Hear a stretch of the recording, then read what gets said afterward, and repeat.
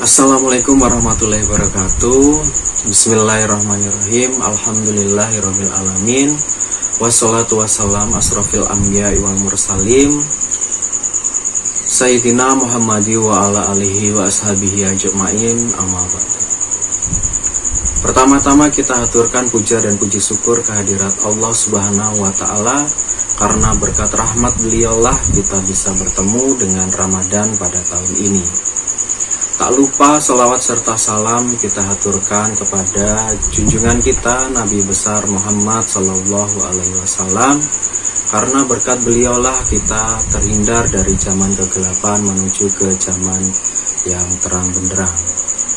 Baik, pada pertemuan kali ini Bapak akan menyampaikan sebuah kultum mengenai hal-hal yang dapat merusak pahala puasa. Puasa ini merupakan sebuah ibadah yang sedikit unik, karena pahalanya ini hanya Allah nanti yang akan mengetahui berapa besar pahala yang kita dapat. Berbeda dengan ibadah-ibadah yang lainnya.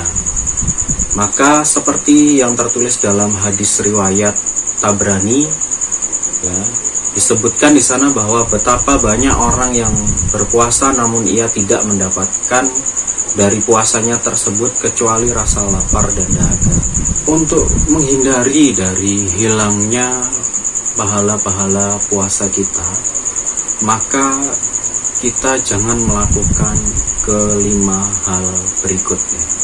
5 hal yang dapat merusak pahala puasa kita. Yang pertama yaitu berkata-kata dusta, ya. Jadi dusta atau bohong. Jadi dia mengatakan sesuatu yang tidak sebenarnya atau melakukan perbuatan yang tidak sesuai dengan perkataannya.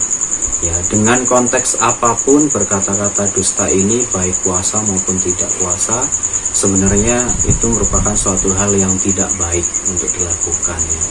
Walaupun tujuannya hanya bercanda ataupun kalau sekarang istilahnya adalah ngeprank teman gitu ya. Itu juga hal yang tidak baik. Itu bisa menyebabkan puasa kita menjadi sia-sia gitu ya. Pahala dari puasa kita menjadi berkurang atau bahkan hilang gitu ya. Di sini disebutkan dalam sebuah hadis riwayat Bukhari, barang siapa yang tidak meninggalkan perkataan dusta, maka Allah tidak butuh rasa lapar dan haus yang dia tahan. Nah, jadi hati-hati dengan perkataan dusta maupun berkata bohong, karena itu bisa menyebabkan kalian tidak memperoleh pahala dari puasa, ya. Kayak gitu. Yang kedua yaitu ghibah, gosip atau membicarakan keburukan dari orang lain. Nah, ghibah atau gosip ini juga suatu hal yang sia-sia ya jika kita lakukan gitu. Maka ya mau puasa maupun tidak puasa sebaiknya tidak usah kita lakukan, karena ya di sini sesuai dengan apa yang di dalam surat Al-Hujarah ayat 12, jika seorang muslim berghibah sedangkan dia berpuasa, maka dia hanya memperoleh lapar dan haus saja, tidak ada pahala baginya, tidak ada pahala ibadah puasa baginya. Nah, ya ini sama dengan tadi berkata dusta tadi ya. Ghibah atau gosip ini memang suatu hal yang sangat asik gitu ya, seru buat dibicarakan, ngomongin orang lain dan seterusnya. Ya lebih baik selama puasa kalian hindarkan ya, dan berlatih nanti setelah puasa juga sebaiknya tidak gosip atau ghibah. Kan rugi jika kalian berpuasa tapi puasa kalian itu bocor gitu ya, bocor pahalanya. Jadi kalian cuma dapat haus dan laparnya aja, tapi nggak dapat pahala dari puasa tersebut kayak gitu. Yang ketiga yaitu adu domba atau fitnah, ya. Fitnah di sini ya, kalau kalian ingat bahwa negara kita juga 300 tahun bisa dijajah oleh Belanda melalui VOC, karena kita diadu domba gitu ya, karena kita difitnah dan orang-orang dari kita juga termakan oleh fitnah tersebut gitu ya. Maka dari itu ya kita jangan suka mengadu domba orang lain karena dosanya sangat besar. Disebutkan dalam hadis riwayat, pelaku adu domba tidak akan masuk surga. Nah, ini sudah puasanya tidak dapat pahala, tidak dapat masuk surga lagi, masuk neraka lagi. Maka dari itu ya tinggalkan perbuatan adu domba dan fitnah, karena fitnah itu lebih kejam daripada pembunuhan. Seperti itu ya. Dan yang keempat yaitu bersumpah palsu ya. Jadi nggak boleh janji-janji palsu gitu ya, atau jambu gitu, nggak boleh. Karena ya kalau kita berjanji itu urusannya udah tidak lagi dengan manusia saja, tapi melibatkan Allah ya.